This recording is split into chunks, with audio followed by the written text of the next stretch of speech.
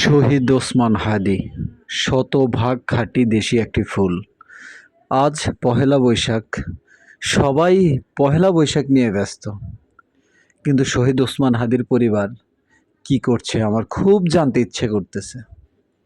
যে মানুষটা দেশকে ভালোবাসছিল, দেশের মানুষের জন্য কথা বলেছিল, আজ সবাই হয়তো তাকে ভুলে যেতে বসেছে। বিচার কি হবে? হবে কি কখনো এই বিচার? আমি জানি না। যদি আপনারা জানেন অবশ্যই বলবেন।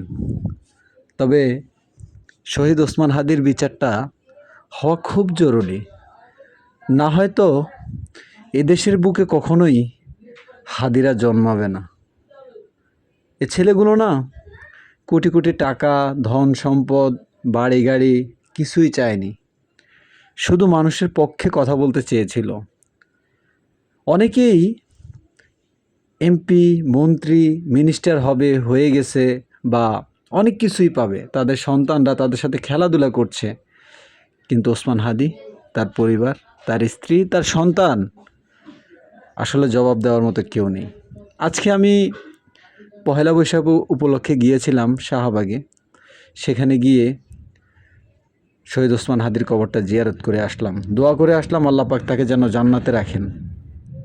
আর এই দেশের যুবকদের বলবো, যদি যুগে যুগে ওসমান হাদি হতে চান তাহলে প্লিজ ওসমান হাদির বিচারটা আপনারা করার জন্য বলেন।